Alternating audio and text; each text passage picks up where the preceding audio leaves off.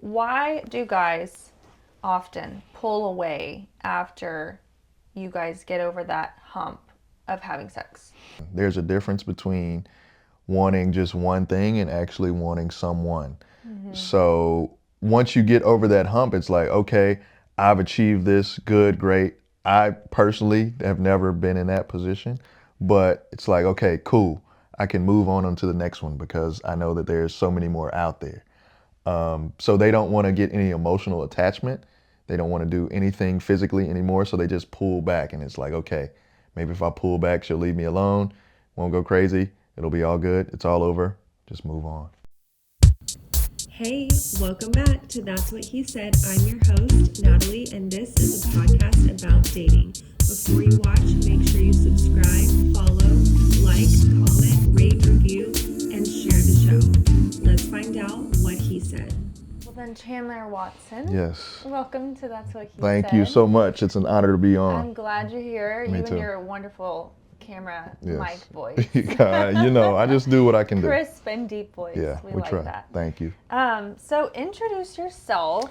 All right. I want to hear a little bit about your story. I don't know you very well. So your story, and I know you work in media, so I have Yes. some questions Yeah. about that as well. So I'm Chandler, as you know, 28, born in Houston, Texas, raised in Brookshire, Texas, so a little bit of a country boy. Nice. Hence the trail riding shirt here, Oh, nice. Southwest Trail Riders Association. I am single. Yes. Just got out of a 7-year relationship last year. January would make a year. So yeah, here we are now. 7 years is a long time. It is a long time, yeah, a very long time. Especially like in your 20s. So y'all Yeah. started dating when you were 21? Yeah. So 20? Yeah. When I was 21 in college. Yeah. Okay. Yeah. Okay. So grew up in Houston. How did you get into media? You work at Fox. Mm-hmm. How did you get into that? So I had always been interested in it, but never knew what I really wanted to do until my 10th grade teacher came up and was like, "Hey, you've got something. You should like look into radio or media or something like that." I said, nice. "Oh, okay, that sounds good." Uh-huh. So ended up trying to do it in UIL. We had some rinky-dink competition where it was either something to deal with audio or video. Anyway, we lost. We got crushed because everybody else had the resources. We didn't. And then I was like, you know what, this might be a good thing to do. So then I ended up majoring in mass communications in college, had a concentration in electronic media, broadcast journalism, and got into the radio, TV, all that good stuff because people have been saying all my life that I have the voice to do it. A radio Yeah, voice? yeah, exactly. Nice. Yeah, Okay. yeah. So So it wasn't just me who thought that. no, it's not just you who thinks that. Not at all. No, it's Okay. quite a bit of people. So is the news real? Yes, the news is very real. It gets skewed because you have your big cable networks who happen to be biased. They can basically say whatever they want. Like you had, I think it was Andrew Cuomo who got fired, but he Yes. would get on there. Oh no, the bad one was Don Lemon on CNN. Yeah, Don Lemon on CNN was he would say anything that he wanted to say. Cuomo's But pretty bad too. yeah, same with the adverse too on Fox News when you had Rush Limbaugh, Bill O'Reilly. Those are oldies. Yeah, Tucker, they could basically say whatever they want to. Sure. But when it comes down to I the like local Tucker, level, though. he keeps it real. Yeah. He keeps it real. Yeah. But the local level, you have to be as unbiased as possible because you're trying to be a voice for the voiceless, the people who don't have a say out here. So if they can't trust you, why would they even come to you? So we Right. have to be as impartial as possible. The news at the local level is real. I can't speak for cable and network Yeah. television. So you don't think at the local level that there's any sort of like bias or like pushing agendas? Why do you say that? Because obviously the other networks do. Yes. I feel like there's definitely maybe certain things that they wouldn't allow to be said, or like especially around election time, like if you're I could see if that. you have certain strong opinions, like let's say you have someone who's like super pro life and wants to like tell their story or report on a story about someone who I don't know, something controversial, someone who chose to not have an abortion or something like that. I feel like the news would never report that, but they might report the opposite. Yeah, it just boils down to editorial experience. A few years ago, we had a reporter at our station, Fox 26, who had got fired because she went on TV and gave some rant about how the station was stifling her. They're holding me back from what you really need to know, and so on and so forth. But in reality, they just wanted to cover their asses because they knew that what she was reporting could possibly be true, but it also possibly could not. So it wasn't that they were stifling her.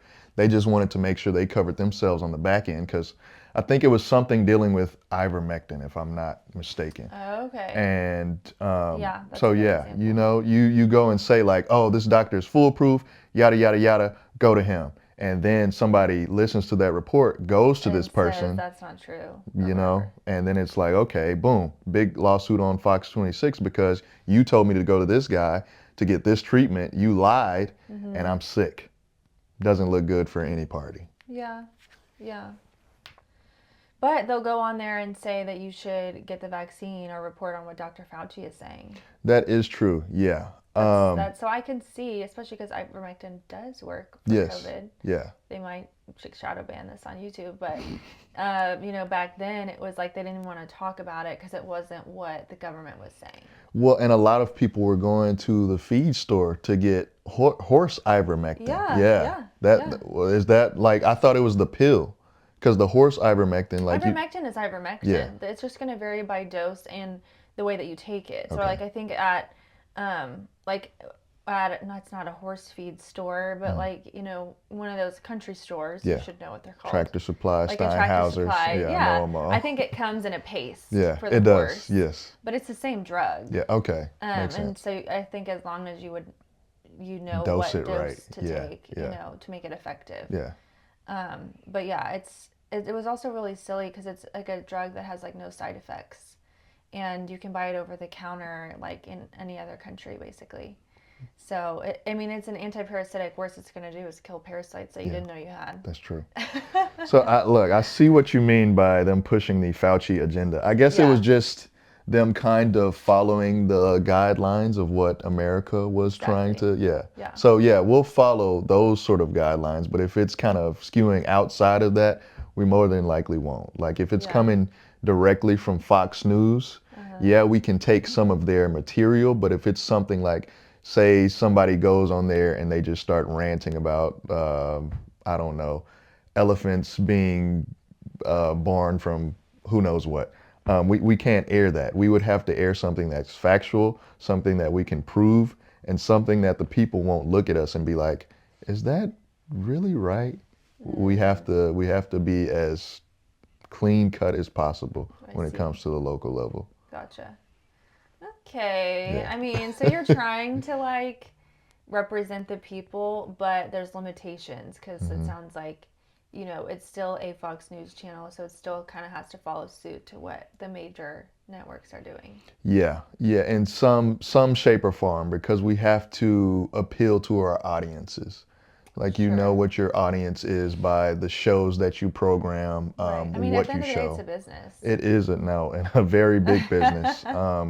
Getting into like the Fox realm, I didn't realize how significant it was, because there's just so many TV shows, so many conglomerates. You got Fox Sports, Fox News Network, you have Fox Multimedia Reporters, you have so many different divisions within Fox. It's like, man, I just didn't think it was that deep, but it is. Yeah.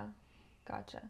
Well, I support you as the cameraman. Thank you. As far as the people telling stories, I don't have Different story. Yeah, no, I mean, a lot of us don't. We're all cable cutters, right? It's no point paying $200 a month for something you don't even watch. Dude, it's not even realistic. Like, they're robbing you for you to be able to turn on the news once a month. Literally, Like, our generation, we're not sitting here, like, we have phones for that. When you can get it on your phone, okay. And now everything's free on YouTube anyway. Like, why would I watch it on the news? Anything that I would need to turn on cable for, like watching the election, for example, like some event, the Olympics, It's on YouTube. It's on YouTube, literally. Yeah. The NBA Finals is sponsored by YouTube TV now. There you go. Yeah. Yeah.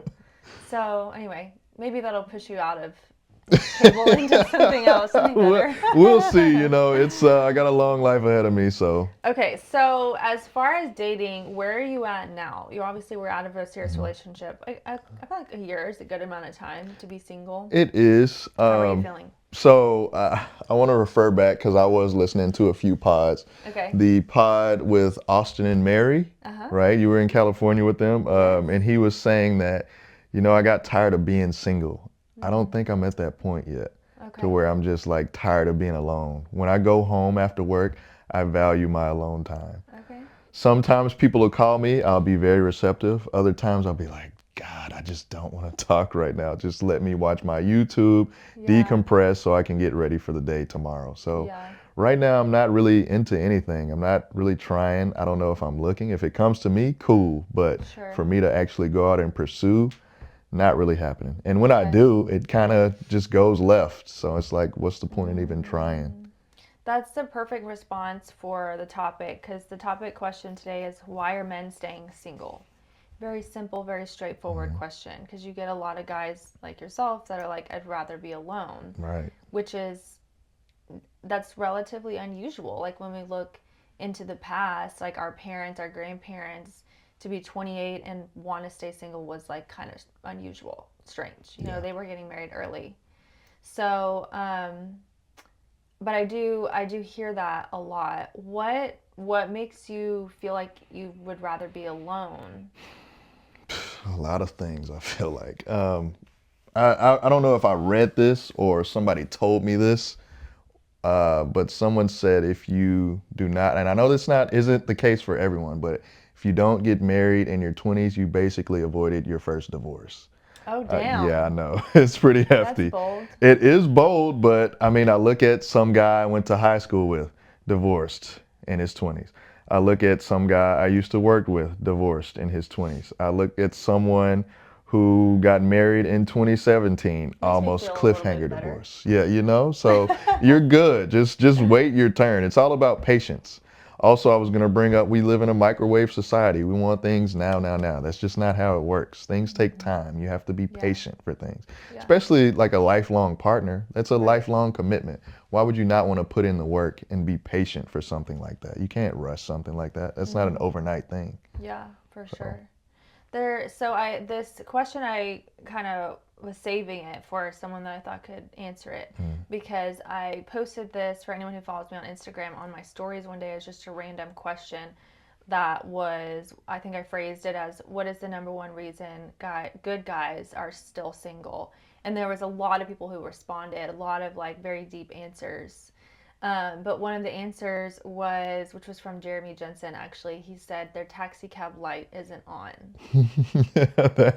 I mean, yeah, basically, That's essentially. kind of what you just said. Yeah, kind of. And, you know, it's kind of treacherous out here. Like, I've been on the dating apps, and I swipe, and then I'm like, you know what? I'm kind of just tired What of apps this. do you use? I used Bumble and Tinder, but Tinder was probably like a week because it's a little bit of a cesspool nowadays. Even though one of my good friends, probably my best friend, met his wife on there like way back in the day when it first started. Okay. Still married to this day. They just had a beautiful boy, Aiden.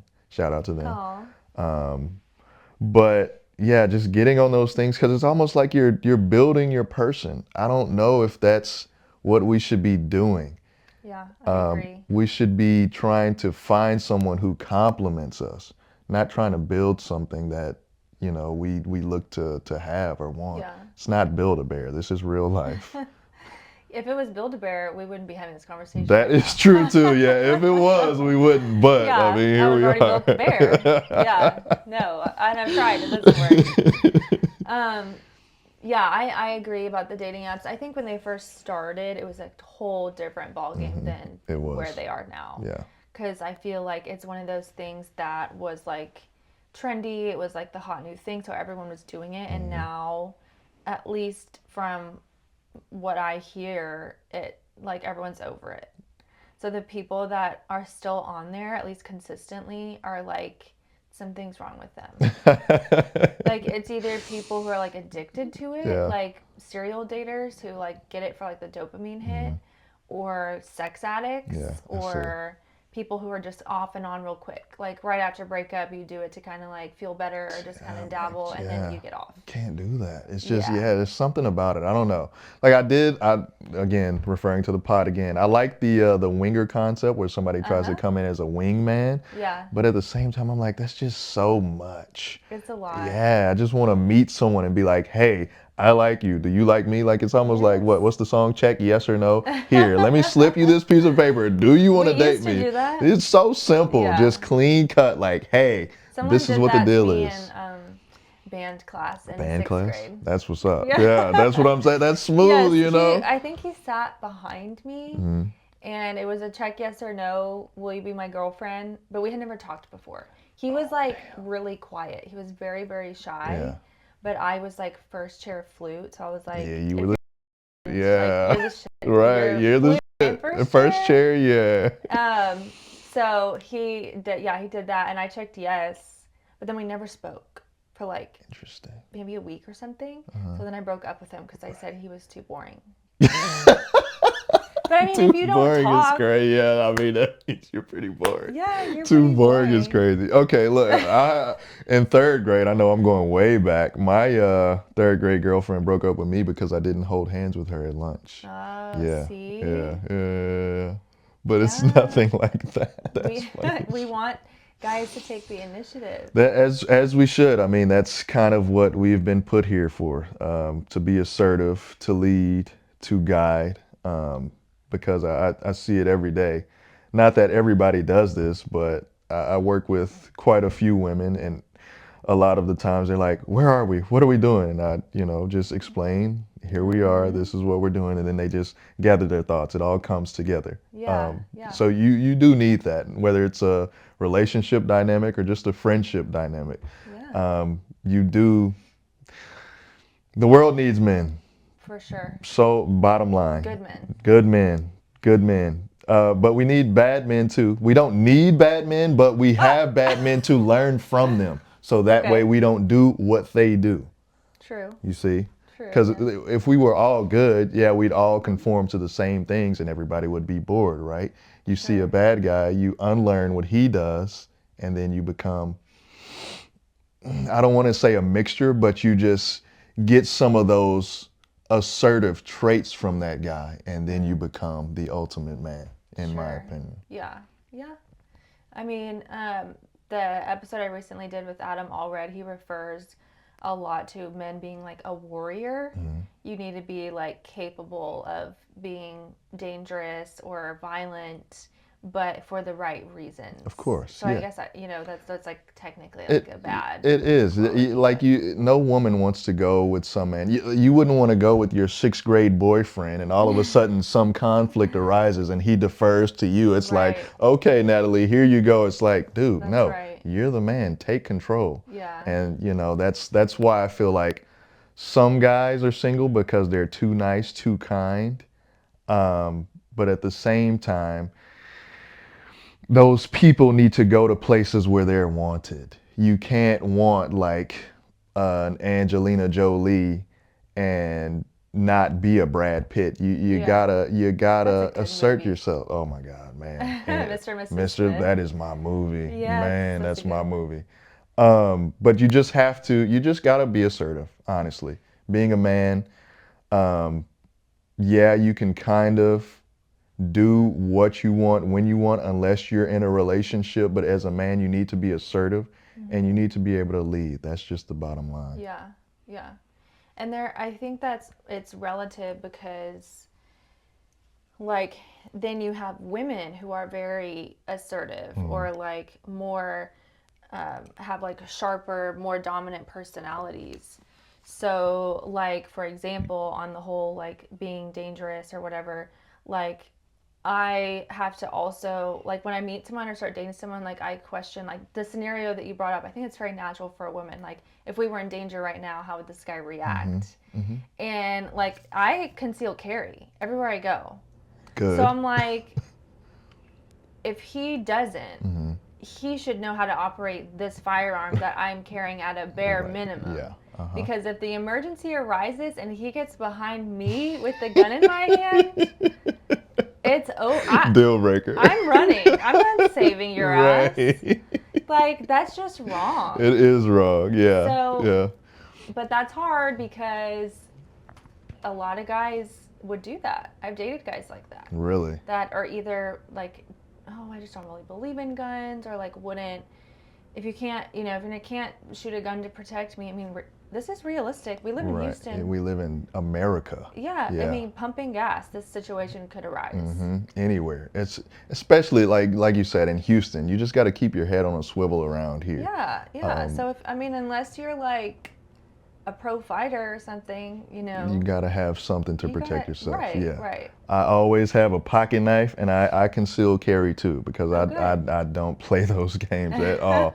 I think it was probably after the Santa Fe shooting, I was like, okay, it's time to go get something, because I just don't want to be a victim. I don't want anybody around me to be a victim either. Yeah, exactly. And you never know where that's going to happen. Right. And so it's like, as a man, your instinct should be to protect and like navigate those situations. All the time. So if you're a guy and you're not thinking about that, you're at the Galleria with your girl, you're not, head on a swivel, ready to, what are you doing? Yeah. Just living in a fantasy. Yeah. Scott Galloway says it best. I think 18 to 35, 32-year-old males. I mean, some of us are just floating out there waiting for something to happen to us so that we can elevate ourselves, but others they're just lost. They don't know anything. They have no purpose. They're just sitting around waiting for some miracle to happen, when that's just not the case. You have to, again, be a man, be assertive, assert yourself in life, assert your positions, assert your spirituality, assert your emotions. Just assert yourself. That is the problem. People don't want to assert themselves. They don't want to try. Yeah. And trying is half the battle. So once you get that element out of the way, the sky's the limit for you. Yeah. Just get out there and try. Be a man. And I think I know, like, to your point, like a lot of men who are just not being men. And so as women, we kind of have to like fill that role ourselves. That's crazy. So you get a lot of women who like, we have to assert ourselves. Right. We don't have a guy, who can take that role. So I know that that's a problem in the dating culture, is we have a lot of women who are too masculine, a lot of men who are too feminine. From the guy's standpoint, because we want to know what y'all say, what's kind of the general consensus about single women now? Like when you and your bros sit down and talk about girl stuff or whatever, like what's that general consensus about what's going on? Man, there's a lot for sure. I with my cousin all the time. That's one of my best friends, and we're both single. He's much younger than me, 5 years. He's 23, so it's a complete different aspect. Gen Z. Yeah, Are you man. Gen Z, I guess? I'm a millennial. No, Okay. I'm on the cusp. On the cusp, right there. And we just talk about like how crazy it is. 1 minute somebody can be just fooling with you heavy. You can be talking every day, chatting, and then all of a sudden it's like, okay, where is this going? Yeah. Messages start getting sporadic. Time just starts passing, and it's like, okay, this person really might not want to fool with me. I feel like it's a lot of back and forth like that. Yeah. There's no consistency out here. No loyalty. Seems like people just want to date around until they find the right person. But I think the consensus is, it's just so troublesome. Like, it's almost a burden trying to date nowadays. You gotta find your way financially through it. You gotta find your way emotionally through it. Do you want to talk to this person honestly? Like, could you see yourself having a conversation, a full-blown conversation with this person, not only for an hour, 5 years down the line, 10 years down the line? And that's where we don't think enough about, is the future. A lot of us are thinking about the present and the now, when we really need to be thinking about like 2, 3, 5 years down the line. But yeah, I think it's just us not wanting to put ourselves out there, or we're just so tired of giving effort that it's like, why even try? What's the point? I'm wasting my time and my money on this person. Yeah, it may be a good experience. Yeah, I might learn A, B, C, and D, but at the same time, it's like, I can learn that So online. y'all feel like women are doing that, like the lack of loyalty, consistency. Both sides. Both sides do it. I mean, you can say yes. Yeah. That's what I'm trying to figure out. Is No, kind of no. what the Women don't just do that, for sure. Men do it too, because I've talked to him, and sometimes he does it. He's like, you know what, I'm just done with this. I just don't want to talk anymore. So it's from both sides, but I just don't know. What was your question?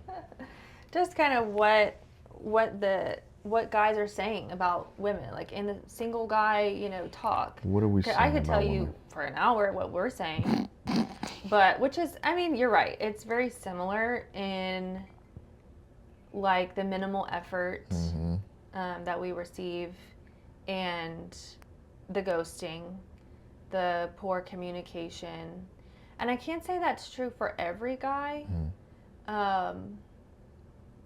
What I see, especially what I see is, this is very interesting amongst the women that I would say, I'm not going to name names here, but like good women, people who are wife quality that I know, they deal with that stuff, with the ghosting, not communicating, like the guys that they're interested in, they'll play the game for a while and then they fall off. And then the women who play games like that, like in the reverse, it's just like an endless open faucet of men coming to them. So I actually heard that from Sadia Khan. Do you follow her? No, I do not. Oh, you would love her. She's a psychologist, very well known on social media, and she is a relationship coach, I think, specifically. But she's a psychologist. And I saw a reel of her the other day. I'll see if I can clip it in. But she says something about the only women who are struggling to find a partner are women who would actually make good wives. The only women that are struggling to find a partner are ones that are actually wife material. You speak to a woman who has no intention of settling down, who is very good at, performing sexual acts and stuff. She has no problem meeting men. She's constantly surrounded by men. So it's just the message that men are giving online is that they want good women and stuff, but it's not in line with their behavior. And I just wish there was more honesty about what you truly want out of a woman. Because the men who would make husbands like up to that caliber, it's just so few and far between. But there's plenty of like boys, for lack of a better term. Yeah, no, so for that's sure. what, of course a boy wants to get or conquer like a wife quality woman.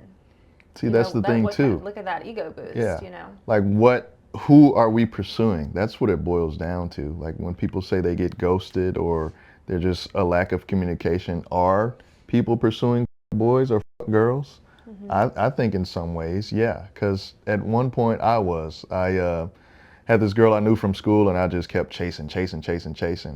And it was just little to no reciprocity. It's like, why am I doing this? Yeah. Why am I putting so much effort into a person that's clearly not showing that they don't care for me, but they wouldn't care for me down the line?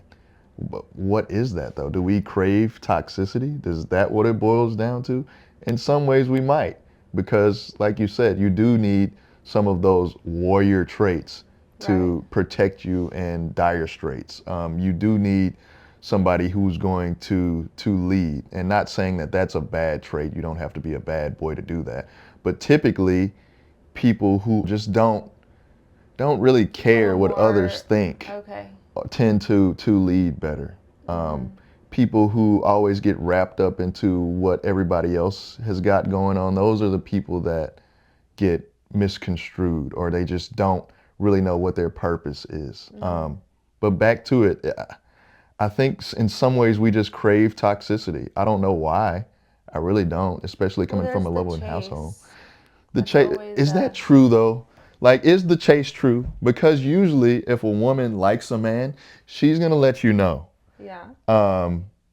Yeah, you can chase her all you want, but usually the girl picks the guy. Like, say you and your girlfriends are out having a good time, like, yada, yada, yada, you're at the bar, then boom, you see somebody like, ooh, I want that. I'm going to go toward that. Opposed to as if he came over to the table and tried to get to know you, would you be more receptive to it or less? Well, I'm certainly not. I'm certainly probably the exception, not the rule. But I would, to be honest, neither situation makes a difference to me. As far as first contact. Okay. First contact, whether I initiate or whether he does, I'm going off of your energy, how you carry yourself, and what you look like, and then we go from there.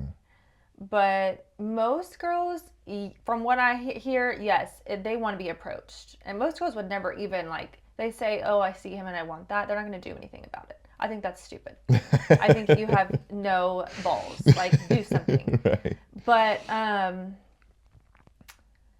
I think the chase is definitely real. I think and maybe that is craving toxicity. I don't know. But there is something about wanting something that you don't quite have. Not that you can't have, but you gotta work for it.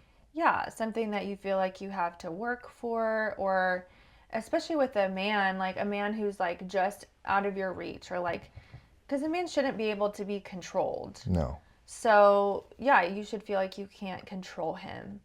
But it gets hairy, because at what point should the chase be over? You're both gonna chase each other one way or the other in the beginning, and should be, if you both like each other, kind of this cat and mouse back and forth chase. Right, yeah. But at some point, it's got to stop. It has to stop. Yeah. You have to say we're in this. What point does the chase end? That's a good question. I don't know. That's why I think people are fumbling, because they're playing this game. Yeah. Of this cat and mouse, kind of like we were talking about off camera, the texting games, oh, I'm not going to respond too quick, or whatever. Oh, he didn't talk to me yesterday, I'm not going to talk to him today. But okay, yes, in the beginning, but when does it stop? When are you going to stop doing that and get real?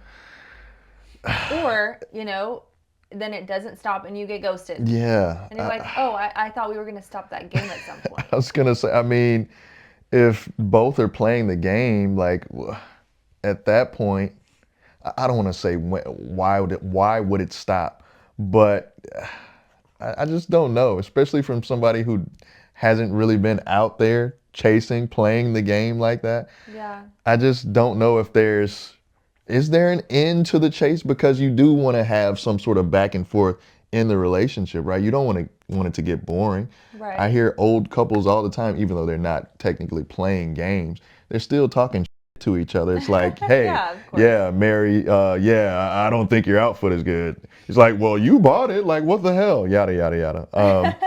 But it's I don't know if the chase really stops, because like you said, everything worth having, you got to work for.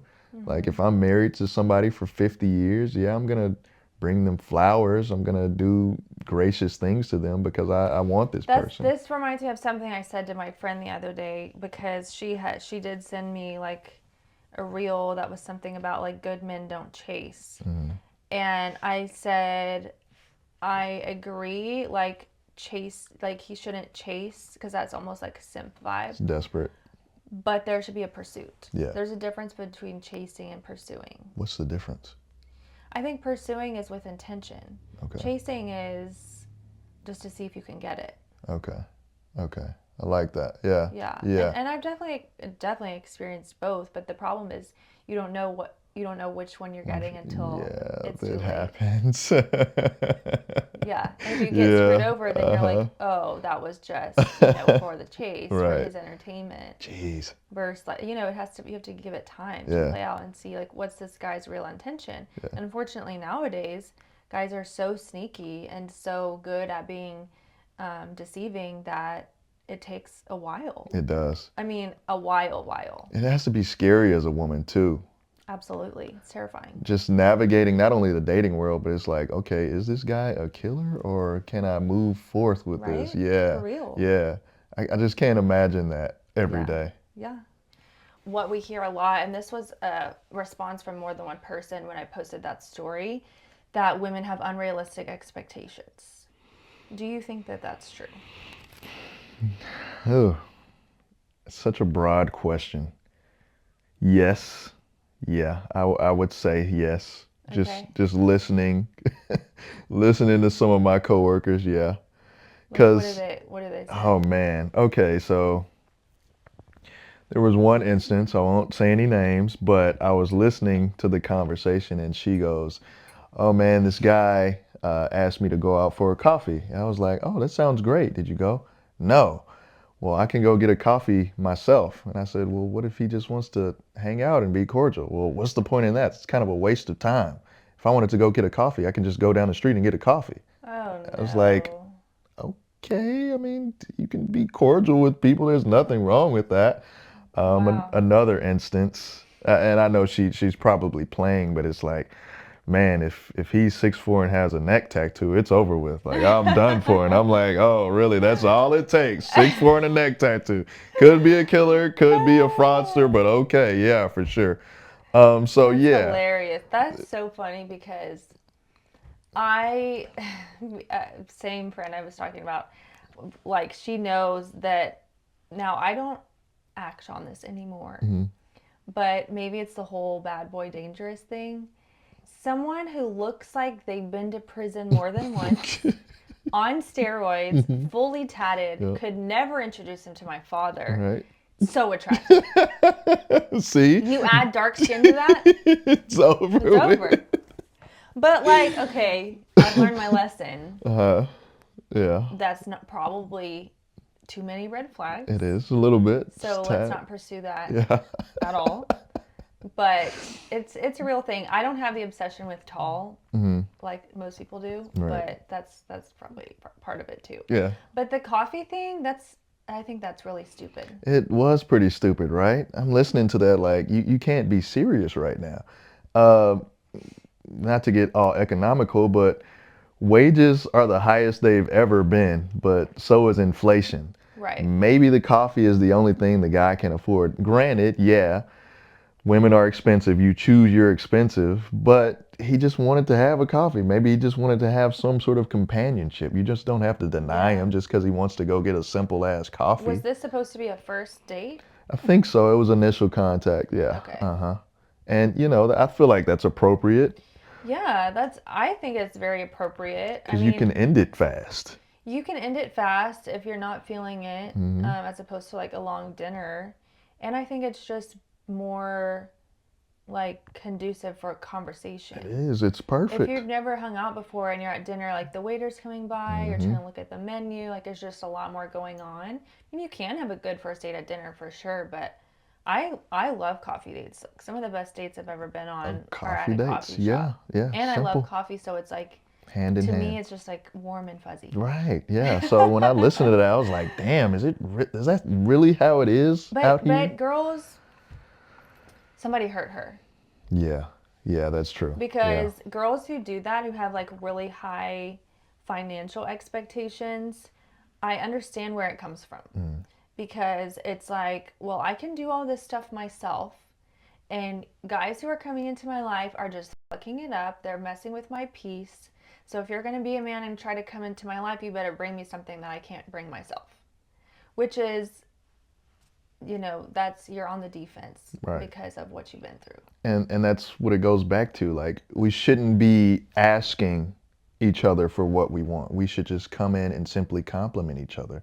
Like, you're established, I'm established, we have a good time together. Let's come together and make something great out of it. I think Adam said it best. Like, he was texting with the girl on the dating app, and all of a sudden it was like, damn, this girl is funny.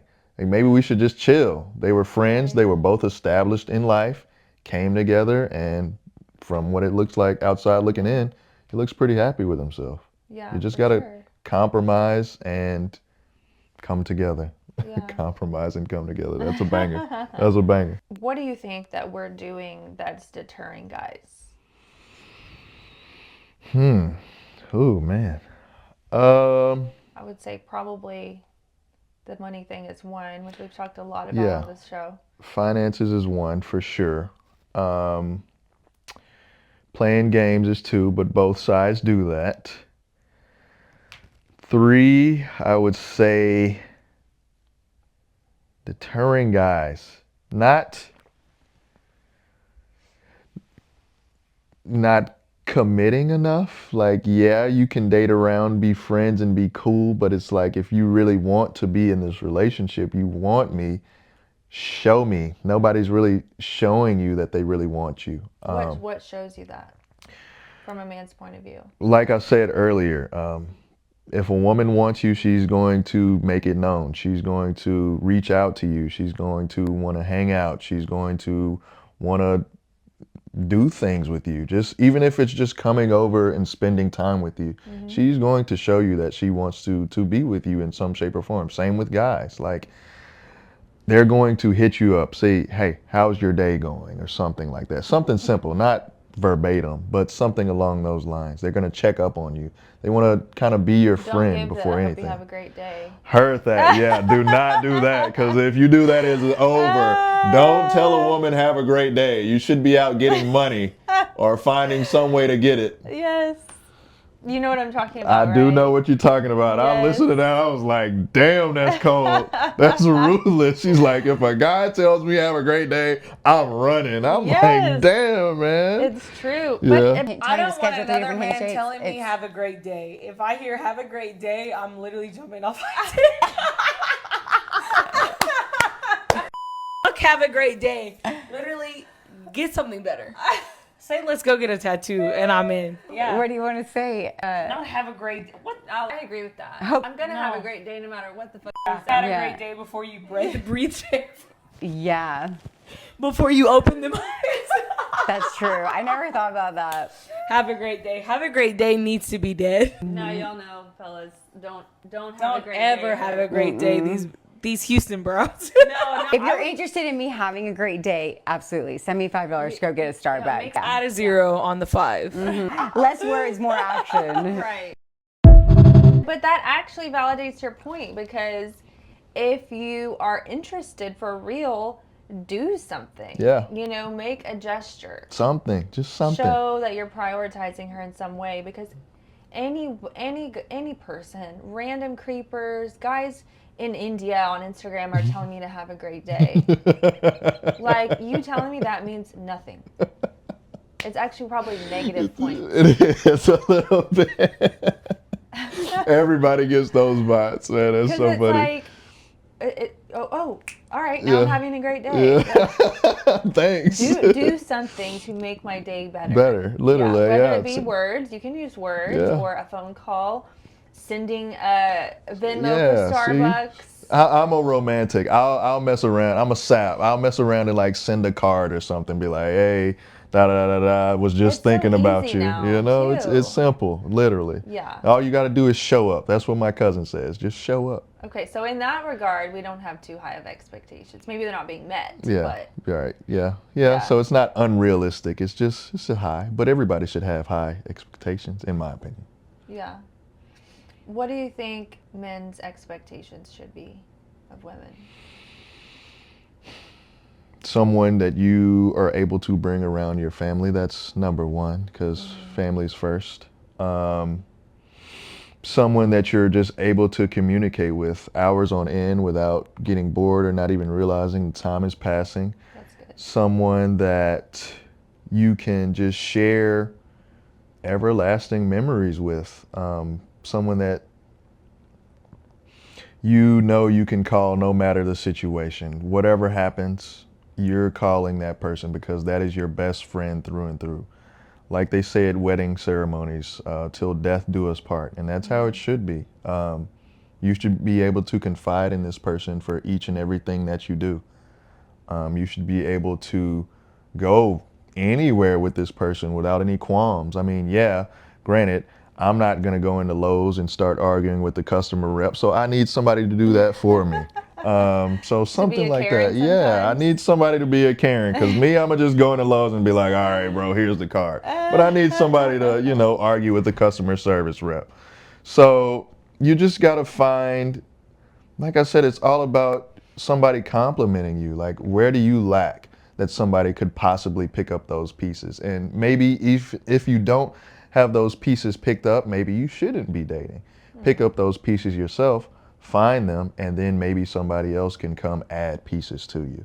And kind So of it's, like understanding yourself first. yeah, so understand yourself before you can get into anything, honestly, not even just dating, but just life in general. Because Yeah. like we were talking about earlier, my dad, even you say it, nobody's going to do anything for you but you. So figure out you first, what you got going on, and then the rest is going to come too. Yeah. But just find someone that you think is going to compliment you, yet not let you get complacent. Yeah, yeah. I hear it's very common for guys to say, like, I just want peace. Like, I want a girl who brings me peace or whatever. And I hear that. I understand it, especially because with men, in a traditional role, if he's working, being the leader, providing for the household, like being a real man, it's a lot. You wake up every day with that burden on your shoulders. It's a lot of pressure. You're literally carrying the weight of you and another person and potentially kids. So of course you want a woman to be that peaceful comfort when you walk in the door to come home. But she can't, we as women, we cannot bring peace to a man's life if we don't feel safe. So if he's not bringing emotional safety, physical safety, like we talked about earlier, our stress level cannot come down enough to where we have peace even within ourselves, much less have peace to offer to someone else. And that is super frustrating because you hear guys almost like in a gaslighting way saying like, well, you're too much, I just want peace, blah, blah, blah. But if you put a woman, 9 times out of 10, maybe there's an exception for someone who just really needs to deal with their trauma, but 9 times out of 10, if she has gotten up to that level where you're going, oh, this is crazy, you made her that way as a man. There's something that you did that you are not providing a safe space for her to be a woman. And naturally, we do bring peace. We bring softness, but only when it's safe. Because that's biological. If we let our guard down for a man to come into our space physically, intimately, that could be dangerous if he's not a safe person. So what do you have to say about that? About the whole, like, Bringing we just want peace thing? So I'll say this. Like you said, a woman does not feel comfortable unless she's safe. I feel like that could play into my parents' relationship. They divorced. I believe I was 9 when they divorced. Okay. But my dad always refers to, like, I just let her kind of run over me. I let her do whatever she wanted to. Whatever she wanted to buy, I let her do. She wanted this house, she wanted to live here, kind of just let her do that. When you just can't let people roam free because they're going to feel like they can walk all over you. Yeah. Going back into peace, you have to, again, provide that assertiveness so that way they can feel peaceful and graceful in any situation that they're given. But I just think that peace boils down to you wanting to come home and rest. I would remember my dad would get off of like 13-hour shifts and get home and get yelled at because something wasn't done outside or something wasn't right in the house. And it's like, dang, does this guy really deserve this? But at the same time, he's not like giving it a reciprocity. He's just taking the beating, going upstairs and going to sleep. You're not really making her feel safe at the end of the day. You're just kind of bearing the brunt of it, which you shouldn't. But at the same time, say you do all those things and you just want to come home and watch some YouTube on your little gaming system or talk to your buddies on your gaming system. And all of a sudden there's some turmoil because you just want to come home and chill. I don't think that somebody should be ridiculed just because they want to come home and decompress. Not to say that you're not providing or being assertive as you should as a man when you want to come do that, but that's just your time to gather yourself and realize like, okay, I'm here for a purpose. This is what I need to do. And later that can all come too. Again, we're in a microwave society. Everybody wants things now. Everybody wants things to be rushed when that is just, it's not the case. I'm realizing that myself. Like, I want to be in this certain position. I want to be somewhere financially. I want to have all these things when it just takes work and time. I just got to slow my ass down and realize that. Same thing with peace. It takes patience. It takes time. It takes resilience. But at the same time, you gotta compromise. I think you also have to cultivate an environment for that, whether you're just dating or whether you live together, because if he comes home from work or gets off of work and she's expecting a phone call or she's expecting engagement when he walks in the door, like, now if she is that like peaceful, caring, nurturing woman, he might run straight to her after a long day at work. Or sometimes all humans, we need space, we need our alone time. But if that's communicated, like, hey, I just need 30 minutes to, and I'll come back to the kitchen, or like getting off work, hey, I'm gonna go chill for a couple hours, I'll call you later.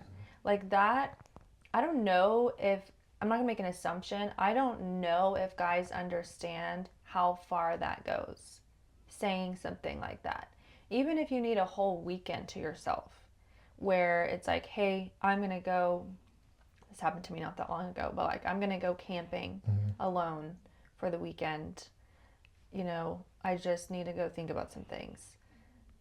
Like, don't freak out, appreciate that it's being communicated, and then like, give that person their space. But if it's just silence for 3 days and then he comes back and, oh, well, I was camping, that's bullshit. That is BS for sure. Yeah, that is BS. That's what it boils down to too, communication. A lot of people just don't know how to communicate properly or just don't want to. Because then that comes the argument, well, she's very argumentative or she's not very agreeable. If she were to get mad about you went camping for 3 days and I didn't hear from you, in his mind he's thinking, well, why can't I do that? Why can't I have my freedom? I need some space, some peace. But it's the communication, typically. That's the problem. It's communication and being who we are. I'll never forget one of my friends from college, because I'm the type of guy that I kind of seldom hit people up and people vice versa. And she told me, she was like, yeah, Chandler, well, girls are different. You're going to have to like actually contact me every so often. Yes. And I'm like, oh, interesting. Didn't know that. Same thing with that scenario you brought up. Like, if you don't text me for 3 days, it's like, oh, well, I could just get on the phone and be like, hey, yo, guys, I've been camping. What's up? What's the deal? Back in the group chat. No. But yeah, for a woman, it's a complete different stance. It's like, hey, please just at least tell me that you're okay. Let me know what you're doing so that way I can have it in the back of my mind instead of wondering. Yes. That's what it boils down to. And to me, that's disrespectful. Because if you're dating, you're talking, whatever status you are of the relationship, like, to have no consideration for the fact that we've been communicating every single day and then all of a sudden you're going to go ghost for 3 days for whatever reason, that's disrespect. It's like blatant disrespect. Like, you have no regard for the other person's feelings. Because of course, any person in their right mind is going to start thinking, is he breaking up with me? Is something wrong? Did he meet another girl? Like, even guys would do that, I think. No, for sure. Oh, definitely. Yeah, hell yeah. Oh, most definitely. I've heard y'all can spiral too sometimes. Man, oh my God. Thinking just like, oh my God, does she really like me? What am I doing? Should I move on? Yeah, it's a battle with yourself. Yeah, that kind of like avoidance or just not communicating, in my opinion, it's very disrespectful. We've just got to realize that communication styles are different. We're two different genders. So we are different in a lot of ways.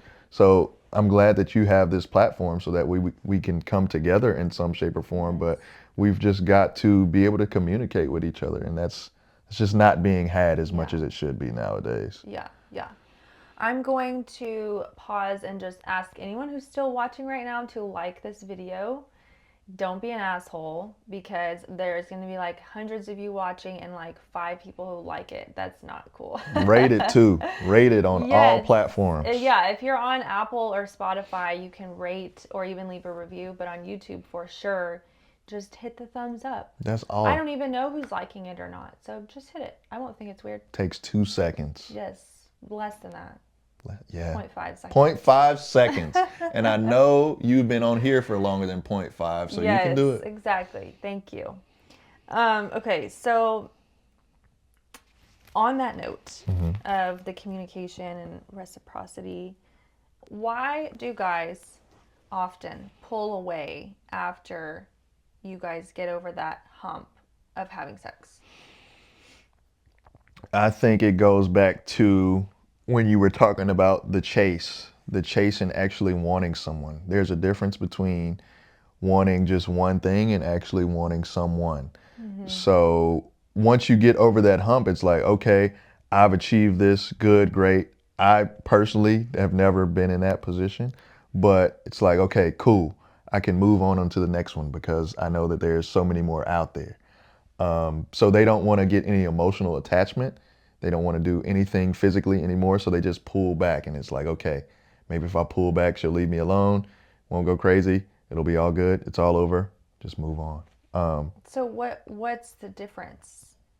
What determines whether he wants just that one thing as like if sex is the goalpost versus actually an attachment, intimacy with this person? So what's the difference between just trying to get with her and wanting to be with her? What's going to make a man think one way or the other? Morals, values, how you carry yourself. What are you doing for yourself to make yourself better?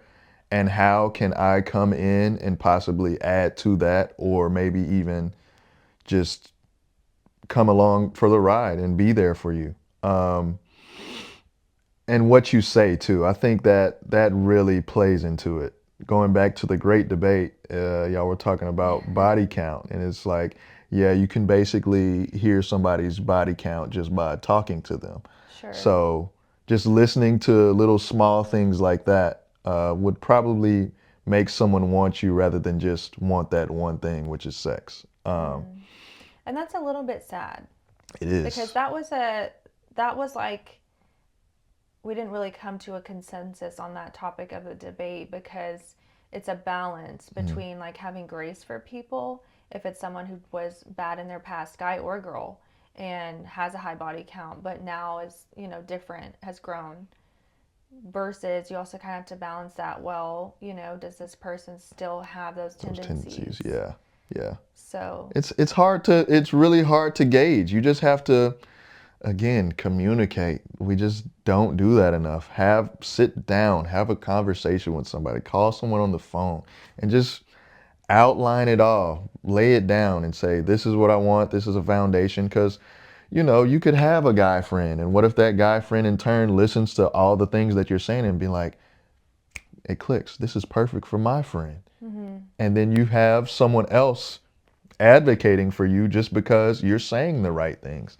You just have to outline yourself perfectly, not perfectly, but you just have to outline and market yourself in a very respectable way. That's to true. Yeah. differentiate yourself from the, I guess, lack of a better term, the thoughts. Yeah. I was talking to a guy friend the other day, and he was saying, like, a lot of times what happens is you'll be talking to someone, and, in the beginning, the guy may genuinely think like he really likes her. There's a lot of interest, curiosity to get to know this woman. And then perhaps at some point he might kind of change his mind, or something clicks and he's like, oh, I don't really see this going somewhere, but doesn't end it, because then he just switches into like sex mode and is like, well, I'm still going to get what I want out of this, but I know that I'm just going to walk away after that. That's true. You're nodding your head. No, I'm just listening, because I'm like, yeah, it sucks But in some ways, we do have our needs. I think both sexes do. In some ways, what I've seen, it seems to be heightened in men. So you do have to kind of play the field to get what you want, and it sucks. Granted, it sucks. But on the adverse, do you want this temporary pleasure or do you want this long-term success? So Right. sounds like what he's doing right now is just for the temporary pleasure. So that way he can move on to the next thing, which may fall into the same line. But Sure. if you abstain from that and it's like, okay, I just don't want to do any of that, let me just move on and focus on myself, then maybe he'll get into a better situation to where he doesn't have to do things like that. Yeah. What do you think is the appropriate timeline for sex in a relationship? Ooh. I don't know. I think it varies. I really do. Like, say if you hit it off the first night and it's like, okay, we're doing this tonight. Yeah, Yeah. that could be good. That could go well. Maybe not. But I think it's We talked about that on the debate, and Landry made that comment that the guy she was with at that time. yeah. You can go back and watch it. I'm not outing her. She said the guy she was with at that time, she said they did hook up on the first date, and she's Yeah. like, it's going really well. And then I think Trey or Matt was like, report back in a couple months. And they did break up shortly after that. So, I mean, no shade on her, but it didn't. Don't do that. Yeah, it's not gonna be good for both sides because it's like I feel as if women might be like, oh, this guy's easy, and then girls think the same, or guys think the same thing. It's like, oh, I don't want that. That's too easy. Yeah, I think I don't know. I hate that term, like, oh, it's too easy, because then it makes it seem like that's all you were trying to get. Mm-hmm. That's all you were working towards. But I do think that you subconsciously lose respect, or at least chip away Just at a little, respect. yeah, just a tad. And I don't know that there's a great explanation as to why. I think it's just something that naturally happens, because you can even consciously believe that whether or not you hook up on the first date doesn't determine that person's value. I mean, I believe that. I wouldn't necessarily write him off because of that, but it does chip away at something. Yeah, because I mean, intimacy is something that you should work toward. Like y'all mentioned on the great debate, is when you have sex with someone, do you distinguish like your body from your soul? I don't think so. It's all harmonious. It should be all in unison, all in one. Sex is like, it's the ultimate creator. It's the reason why we're here today speaking right now. Yeah. It's very, very, very sacred. So once you engage in that on the first night, it's kind of like that's all been thrown away. Like, at least give me some time to get to know you, so that way once we get to that special moment, it's like, man, this is something that I've kind of been waiting for. Yeah. This is something that it's just such a special moment to share with this person that I just want to be with them. As soon as you give it up, that's kind of been thrown away if you give it away too early, especially if you don't know anyone. As people say all the time, once you marry someone, that should be your best friend. You should know everything about them, their favorite order at their favorite fast food restaurant, down to the lowest of the lows, their deepest, darkest secret. And if you don't know that, I'm not saying you should know that the first time you get intimate, but you should at least have some sort of relationship, so that way your mind, body, and soul can all be tied into it at the same time. And I Yeah. think that's where we get kind of thrown away, is that we don't put our mind and body into it. It's just like, Yeah. we're doing this right now. Yeah. Present Just like time. a physical act. Mhm. Yeah. I think I do. I mean, I agree it can vary, because relationships can move at different paces. I mean, there's some that are very slow developing, and there's some that are very deep very quickly. But I guess I wonder, from the male's point of view, is there like a safe time frame? Like, should we have like if we start talking to somebody, should we have like a hard 3-month rule or something like that? What is that? That's from a movie. What movie is from that? Is it? It's, ooh, man. Think Like a Man. There we go. Did you Think say like that a to me man. before? No, I did not. No. You didn't? No. What? Like, I might have said Think Like a Man, but I didn't refer to the movie. I know what it is. I'm having super deja vu because I've never seen this movie, but the guy was just talking to the one I said I was talking to my guy friend, and he was saying how the guys will transition into this like just sex mindset. He brought up this movie. Yeah, it's a good movie. It's a good movie. And no, like a somebody man. brought up like the 90-day sex rule. Like, yeah, I'm abstaining until this 90 days hits. Okay. Which, in some ways, in the movie, of course, movies throw all kinds of shit out there, but it seemed like it made their relationship stronger because the guy that had to wait the 90 days is usually the player. And he's like, oh, yeah, no, this. I'm about to get it in any which way I can possible. But once that 90 days hit, he was like, damn, I actually like value and respect this girl, not seeing her as an object. And I think that's the problem. I wouldn't say 90 days is the appropriate time. Maybe like, I don't know, you get to know somebody in a month, really? Month and a half? I mean, again, it depends on how much time you're spending together. How much time you're spending together. And so is this it varies. someone that you already know? Yeah.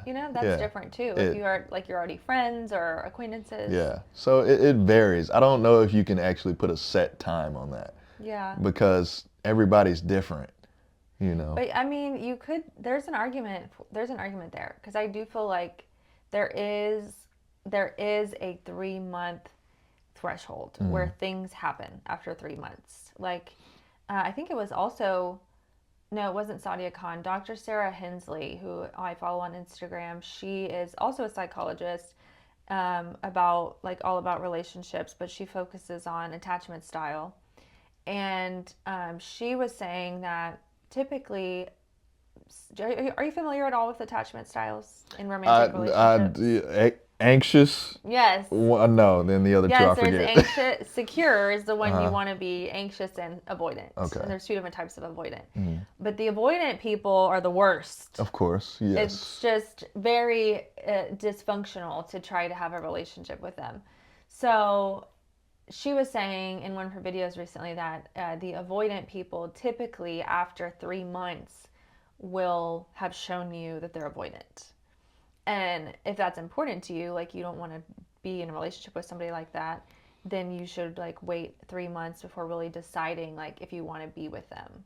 Because something about that 3-month time frame is before they start showing their true colors, I guess. I see. Yeah. So that could play into sex too, because if they're avoidant, if you do it in month 2 and then they start showing their avoidance, pulling away, getting defensive, getting aggressive, argument, all the things avoidants do, then you're pretty much screwed. Right. Yeah. You screwed yourself. Look, maybe we should have just listened to the Bible and wait till we got married, and then, we wouldn't have any problems. Yeah. I know. Yeah. And I have had more than one person on the show say that that's the ideal. That's what. It's so hard, though. It's so hard. So difficult. It's very hard, obviously. I don't think there was ever an assumption it wouldn't be hard.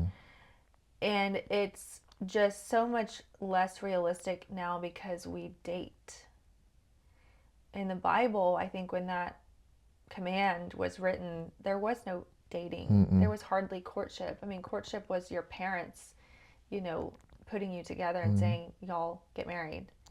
Which is ridiculous. So not ridiculous. There wasn't really a waiting period, I guess, where you're being intimate, in intimate settings and talking, getting to know each other deeply, but also abstaining. So that just makes it that much harder. It does. And especially with not only dating, but Instagram and apps and social media. It's like, I always say, if I were a woman, I would probably be a lesbian of some sort because women are just so beautiful. Y'all are just so beautiful, majestic beings. It's like, I just, and you see one, it's like, dang, I want to be with her. Message. It's just so easy nowadays. Yeah. And it's hard to get to not only that 3-month threshold, but to just not try to pursue to try to be intimate with a woman or a man, vice versa. Yeah.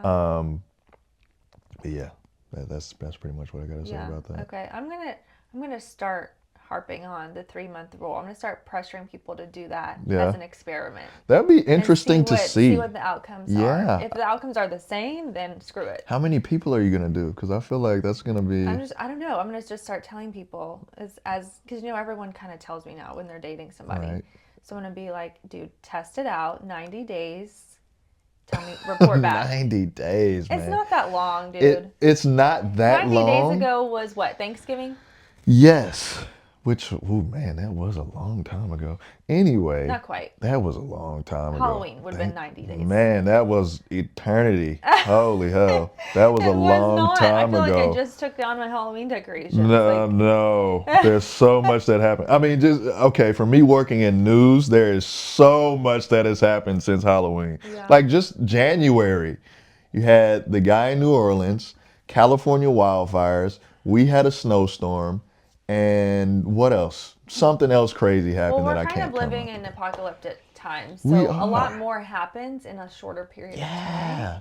But even that, the way that you feel, your response to that is that microwave mentality. It is, yeah. Yeah, a little 90 bit. days, our grandpa would be like, oh, that's coming up.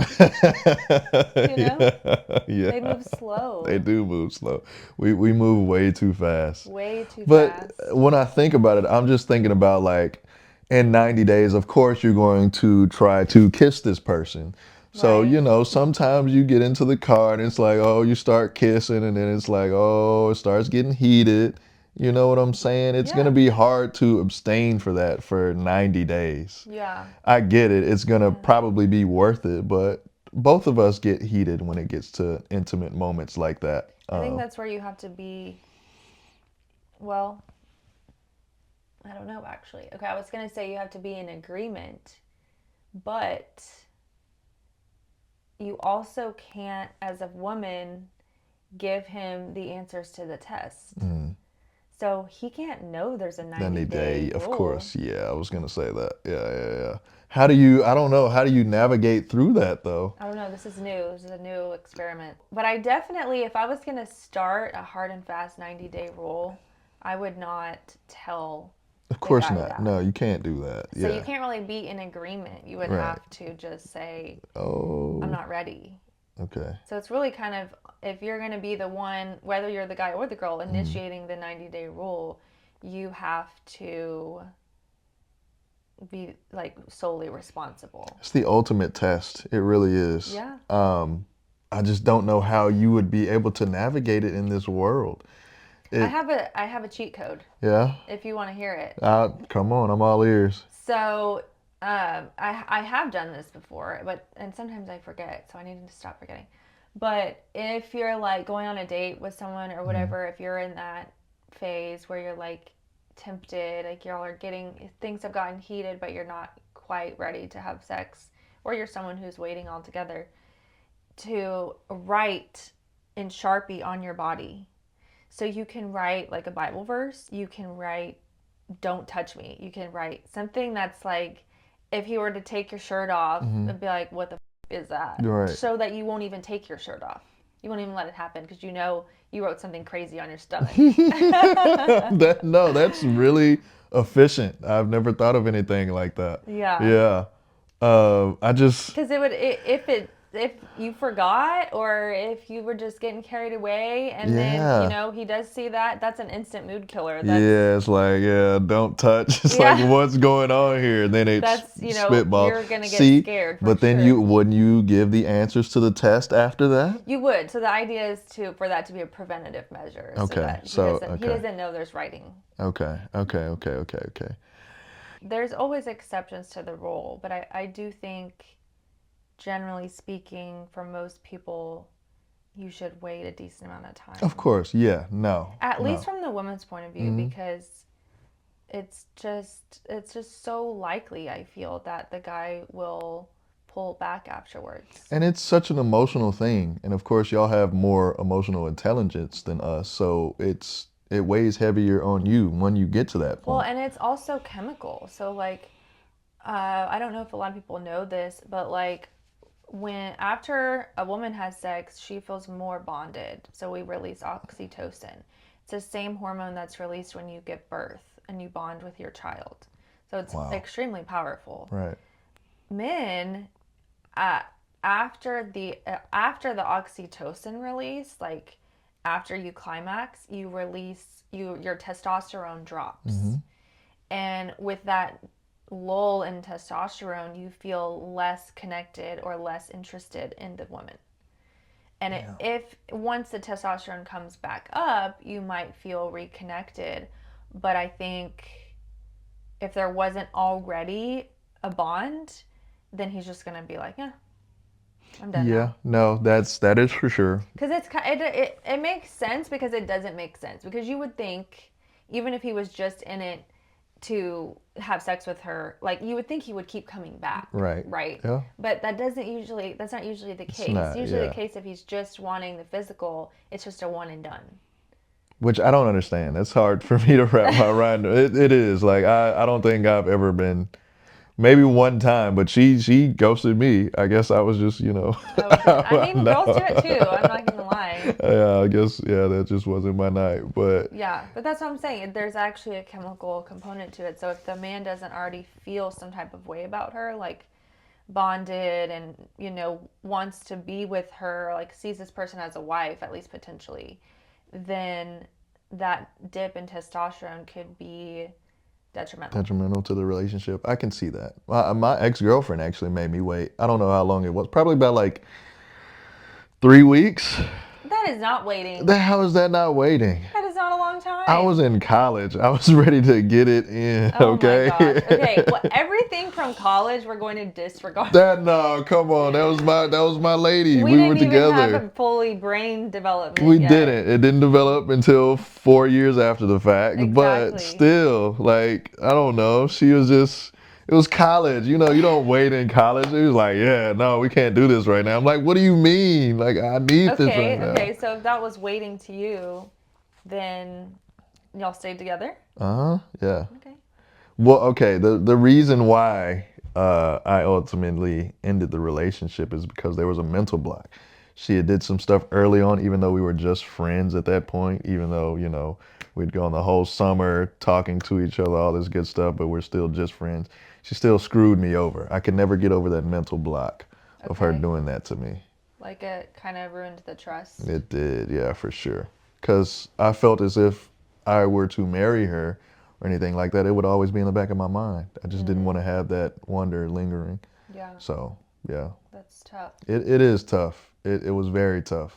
I think it clicked when my dad, we were both over there, and he said something. He was like, yeah, we usually just do things long enough until we realize that it's not meant for us. And that really hit home for me. I said, damn, is he really speaking to me right now? Is that why I'm not married to this person? Because, 7 years is a long time. You should probably be married after 7 years. But for sure. I could never get over that. It was always in the back of my mind. Like we talked about early in the week. I mean, I've had 2 girlfriends in my life, and the one in high school, I know that might not count. She kind of did me dirty, and then the one in college kind of did me dirty. I'm like, damn, what's the point?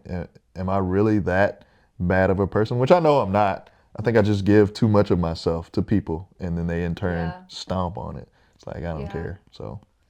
Yeah, I don't know. I think that comes down to like the individual's character or lack thereof. Or background. It does. Because I realized even though my parents had got divorced, they were very loving. So I got shown a lot of that. So I tend to project a lot of that onto the people or person that I'm trying to pursue. Yeah. And I feel like that could be a turnoff for some people. Like, why are you coming on to me so fast? Why do you like me like this? It's kind of giving, are you desperate? Do you not have anybody else you can hang with? And that's just not the case. I just love too hard. Well, it's not loving too hard. It's people make assumptions. So, like, if a girl is thinking that about you, like, oh, he's desperate because he's doing X, Y, Z, that is a lack of understanding who you are. So, I mean, unless you are desperate, which it doesn't sound like you are, you're, like, content being single. Because there are desperate guys. But, for one, it says something about her of, like, having a block with being able to receive love, because being able to receive love means that you're flexible, because people are different. People show love in different ways. And if someone doesn't understand the way that you show love, it might be very like you're very expressive. So sending flowers, like, or even going back to love languages, like if your love language is acts of service and this person has only ever experienced like words of affirmation, they may not understand that it's the same thing in a different language and make assumptions and perceive it as like, oh, desperate or trying too hard. Or I think that was the problem too. and that's one of my pet peeves about people, not even just relationships, is making assumptions. Because you don't like, that's another, to me, form of disrespect. It is. Why are you making assumptions about somebody that you Don't even know? Like, and it says something about you, and you have poor communication. So if you're making an assumption about someone that you don't know and it's negative, like, why would you not ask? Why would you not communicate it, you know? People are scared. That's why. People just don't, they want to fight into their delusion because they know that it's safe and they know that it's what they know.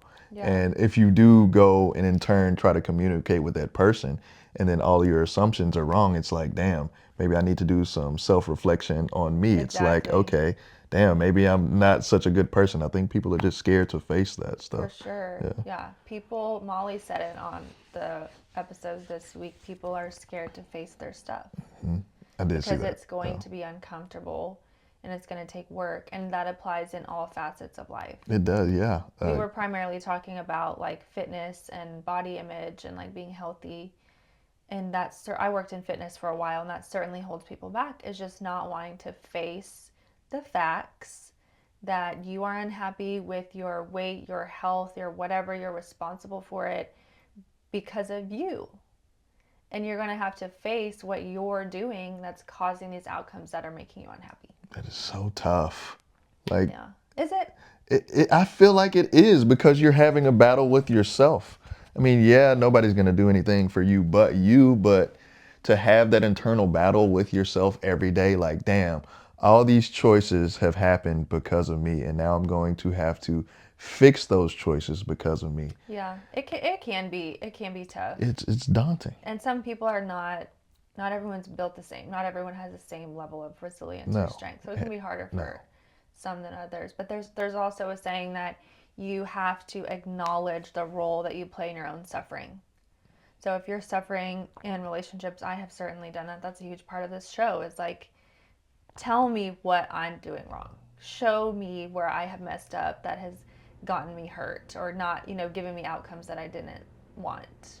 So with that, what is the best thing you've learned from the show, you would say? There's going to be a few things. The first thing is, it goes back to my episode with Josh Dunnigan. Why are dominant women unattractive to men, or something like that? And he really helped me understand that it's okay. It's not only okay, but it's good for women to relax into their like feminine role, and being like, kind of what I was saying earlier, like we have had to take on these masculine roles, but if you don't know how to like compartmentalize that and set it aside and be feminine in your dating life, it's going to turn away the right guys. And that conversation just really like exposed that to me. He's just very good at being honest and direct, and like explaining from the man's point of view how they can feel put off by certain things that we do, and we just don't know it. Like, we're just not aware. So even initiating certain conversations, or like asking, what are we? It's not necessarily about like that there's a problem with asking what are we. It's just like taking something away from his masculinity of having the opportunity to say, will you please be my girlfriend? Which guys aren't doing that, which is why we're asking what are we. But that was a very valuable like kind of light bulb moment. And there's been so many. I think I always bring up the episode with Kevin Pascoe because he was very enlightening. He's very like, just very grounded and spiritual. And he talked about how you have to change your mindset. So I think in dating we can get jaded because we get caught up in like all these bad things are happening to me. You know, someone did me dirty, someone Or ghosted to other me, people, everyone's like this. But you have to look at it from the bigger picture that life is happening for you, not to you. So every single thing that's happening, if you look at it that way, you will find the lesson in it. So, or find why did it happen? Like God will always show you why things happened the way they did. Yep. But if you're so cold and so hardened, you won't ever see that, and you'll just keep thinking in a negative way. You'll have a negative mindset. It's beautifully said, and Yeah. it's very true, because once you start the day off negative or positive, that's pretty much how it goes for the rest of the day, unless you change your mindset. Right. Literally. Right. Yeah. And that kind of leads into too, like, in dating, you shouldn't operate from a scarcity mindset.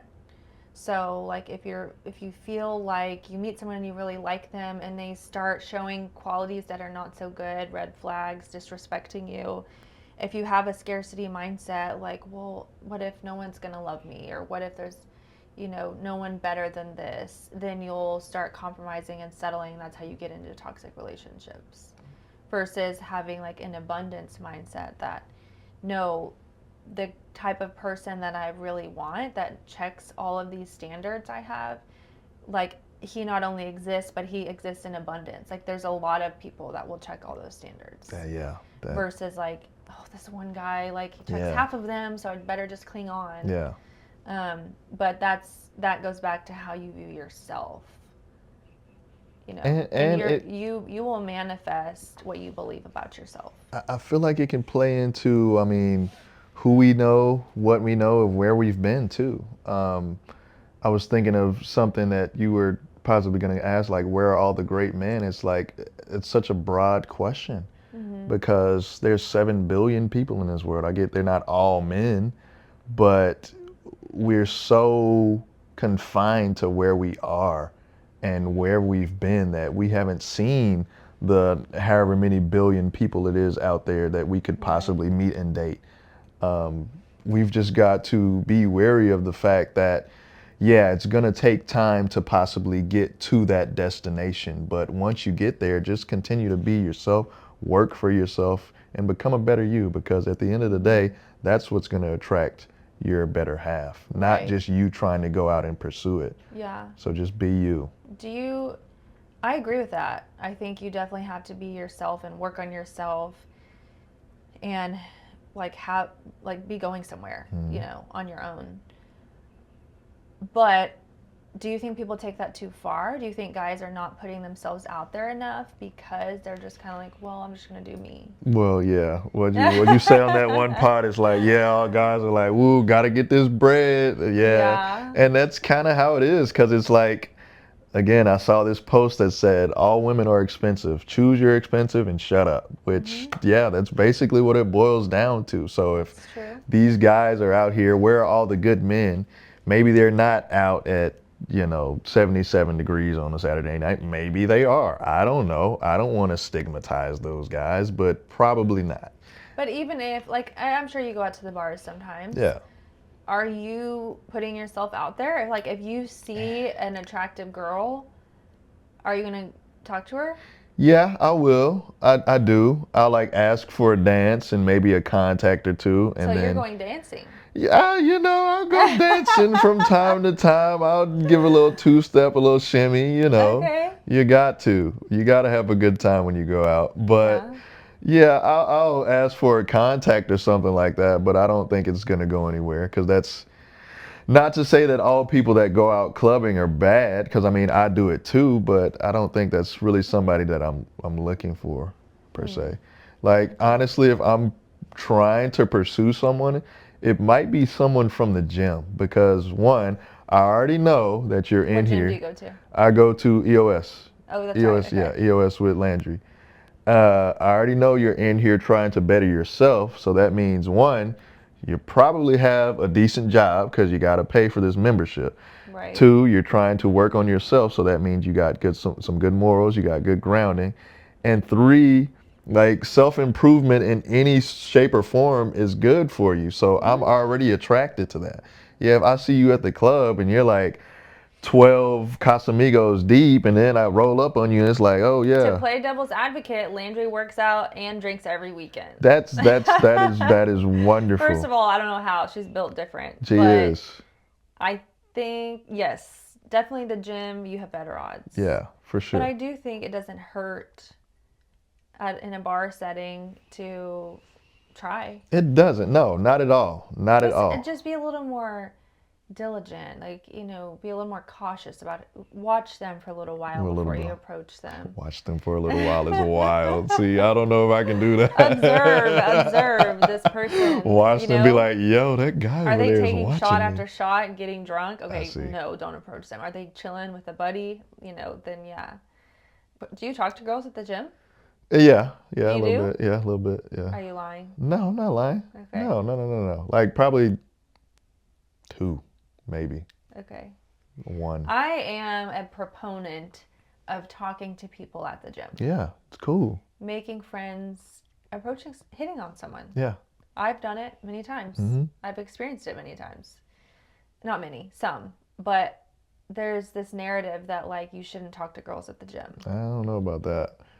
A lot of guys believe it. I have had many conversations with guys that are like, oh, I would never talk to a girl at the gym. Like, they're just going to be rude. They're going to, like, give you the side eye. Well, that's the thing too. Are you observing like their mannerisms or what they're doing? Because honestly, the one girl that I've approached, like I would look in the mirror and she would be looking at me. I'm like, okay, Right. cool. Like I'm gonna go up and say something to her. Okay. If she's like locked in, got the AirPods Max on, and is just straight looks going mad. ham, I'm like, yeah, I'm not gonna say something to her. Okay. But if she's giving you some reciprocity, like you're on the machine, you look over, she just happens to look over too, then yeah, maybe Yeah. you should say something to her. Don't just say no, girls in the gym are assholes. I agree. know? I'm gonna just beat that horse until it's dead. Yeah. Because especially also, like, if you're a gym person, go to gyms where people are friendly. Mm-hmm. Don't go to one of these like very stale gyms where no one talks to each other. Wait, where are the stale gyms at? I didn't know any Yes, stale there gyms. are. There definitely are stale gyms where it's like just weird vibes. Really? Yeah, for sure. Interesting. But like, so I mainly go to Lifetime, and it's very social. It's a very social Really? place. Okay, I'm thinking of LA Fitness. Okay. No, not LA Fitness. Man. Lifetime. So especially the one in River Oaks. Oh yeah. It's like pool vibes, Yeah. cafe. Wait, is that the one in Greenway Plaza? Yes. Oh, I work right next to there. Oh, really? Yeah. Okay. Now, last night I was at my neighborhood gym, Mm-hmm. late night workout, AirPods in. I was mad. Don't talk to me. But like, I was giving off that vibe. Right. Which is yeah. rare. But I think people who pass it up, you're passing up a really good opportunity You are. to meet someone. Like, I think I've approached approximately 5 women at the gym. 4 have been denials. 1 has given me her contact, but still, Okay. like, yeah. I'm still just trying. Yeah. I guess I won't say I'm not putting myself out there completely because I do I at mean, the gym. 20%, But that's a it's decent pretty odd. good, That's at that's least worth decent. it. Yeah, it's worth it. She's cool. But yeah, it's not like I'm texting her every day talking about how's your day, have a great day and all this good shit, So, but it's cool, like just to know somebody at the gym, have a friend for Yeah, now. for sure. Okay. So good guys, bad Yes. guys don't do anything. Bad guys, stay away. Yeah, stay away. Stay Good away. guys, talk to people at the gym. Yes. Accept the denials. It's okay. Except, yeah, it's fine. If she says no, sometimes you gotta realize that no doesn't mean no. It means not yet. Maybe it's not the right time. Listen, I've been doing sales since I was 16. It's not a no until you get 3 no's. 3 no's. If you try three times, if you set in your mind that if you're gonna try to figuratively close the deal, you know that you have 3 tries. Interesting. And odds are you're gonna close it if you try 3 times. 3 times. Yeah. Interesting. But at that point, if you do try with someone 3 times, would that not be giving off like, oh, this motherfucker's desperate? Like So 3 what if it is? times. You don't know until you try 3 times. See, that is true, but see, like even like double texting, I hate But also double texting. persistence is very attractive. There have been guys that I only gave a chance because of their persistence. Okay, Yeah. I like that. Would that be the chase or pursuit? Pursuit. Pursuit. Yeah, as long as they're just being genuine about it. Yeah. Yeah. I remember my ex-girlfriend had got mad at me one time because we had got into some argument in Austin at a bar, and then I just like shut down and stopped talking, and she kind of did the same thing, and then she texted me at night and was like, "Oh, you're just gonna walk off like nothing happened? You're not even gonna try?" I'm like, "Well, what do you mean? You seem like you didn't want to talk to me all day." And she's like, "Well, yeah, but you're still my boyfriend. I still love you, yada yada yada." I'm like, I'm so confused. That's different. That's a whole different scenario. Okay. Now that's a different conversation. I mean, you're talking about the initial approach, the initial like getting her to say yes to Yeah, that's true. Yeah, a phone number or a date or something. Yeah. Versus in a relationship, that's just woman brain. Woman brain. Yes. I like that. Women have spaghetti brains, and men have waffle brains. I want to do a whole episode on Interesting. that. Yeah. But yeah, we think in very non-linear ways. I see. So that's why we can say things like, I want to be left alone, but it really Doesn't means, mean that. what that really means, usually, like if you're in a fight with your boyfriend, I want to be left alone, is like, don't talk to me for approximately 1 to 3 hours, and then if you don't talk to me, we have a problem. Okay. That's what leave me alone means. Interesting. Very interesting. Nice. And the time frame could vary, I guess, depending on what the argument is. But still, it doesn't ever actually mean leave me alone. Yeah. No. That's so funny. Yeah, I don't know, especially being me and coming from a dad who was a police officer. It's just like, I'm very straight to the point, matter of fact, like, here's a solution. Don't call me unless you want a solution, because that's all that's going to be had is a solution. And that it should be, because that's the way men think. You're logical, you're direct. But that's where, back to the communication, like, we have to get on your level, you have to get on our level. Like, men have to try to get into our world if you want a relationship to work, and understand how we think. Understand those kind of things that, like, when we say leave me alone, you can just automatically, okay, she needs space. Gotcha. And I'm going to come back and console her when she's had a moment. Like, it's not hard for men to, if you just put forth the effort, understand how women think and feel and operate. That's true. And we put a lot of effort into trying to understand how y'all operate. A lot. Like, we'll sit down for hours and try to understand how y'all operate and navigate it and play the little game to where we're Would that be considered operating a with yap you. session? The what? A yapping session. Oh, yes, Yeah, for is sure. that what that is? Yeah, we're PowerPointing. But have you seen those videos? They'll like put the text messages up on the TV, and they're like, "What does this mean?" Yeah. Yeah. We need to do that one day. I'm just That'd gonna be come awesome. with like an arsenal of texts from guys. Oh God. And we're just gonna get into it. Yeah, you should come in with somebody's DMs. I bet that would be something. We should bring DMs, texts, whole scenarios. Get a guy and a girl to both sit down and be like, "This is what this means. This is what this means." Oh my God, that would be monumental. It That would break the internet. Seriously. We're gonna do it. I just gotta find the right people. But look, going back to that point, my coworker was saying her and her ex-husband had this sentiment where it was like, okay, so do you want support or you want solutions? Which I thought was absolutely brilliant. I'm like, damn, that really makes sense, because it's like, of course, you don't want solutions all the time. Sometimes you just want to be listened to and vent and get it off your chest. For sure. Which I really didn't understand at first, because like I said, I'm very solution oriented. Like, if this goes left, yeah, we're going to go right. It's like, no, well, what about the middle ground? I had to realize that, okay, there is some middle ground. I'm not right all the time, unfortunately. So I'm going to have to listen and find different perspectives, so that way we can find a solution, or maybe just even support. It's not always about solutions. You just want to talk. Someone to listen and give you a hug. Yeah. Yeah. Sometimes you just need to talk to somebody. That's what it boils down to. Yeah, for sure. You have a good head on your shoulders. Thank you. It seems. I'm trying. We're getting there. Got a lot to learn and a lot of life to live. We're getting there. What, just in closing, like, what would you like to see change about today's dating culture? What would I like to see change about today's dating culture?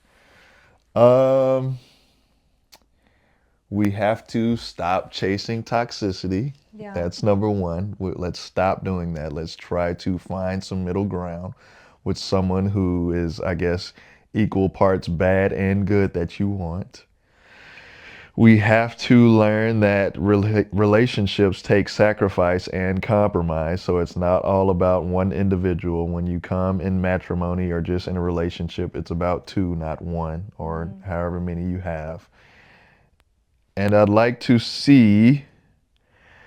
like to see more people happy. It's just a whole bunch of single people out here. It's like every time I talk to one of my homeboys, it's like, yeah, I went on this date. 2 weeks later, yeah, it's just all went to It's like, damn, man, there's no positivity anymore.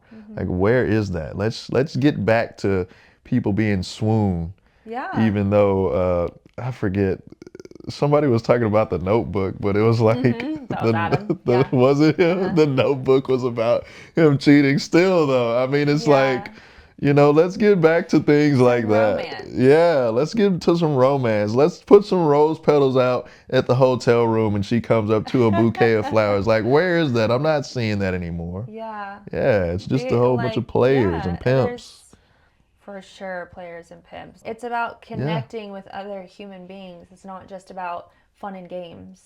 And life too, because life isn't supposed to be meant to be had by yourself. You're supposed to have a companion to experience this with. For sure. Well, thank you, Chandler. Thank you, Natalie. I enjoyed it. Anything I did too. else that you want to say or leave people with? I think I've got it all out. Yeah, my heart is fulfilled for sure. Yeah, yeah. Glad to hear it. Thank you. Okay, that's what he said. That is what I said. Amen to that. Thank you all so much for tuning in to today's episode of That's What He Said. I hope you enjoyed it as much as I did, and I hope you're taking away something valuable that will benefit your dating life.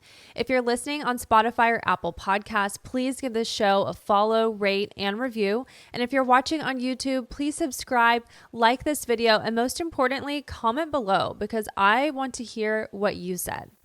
See you next time.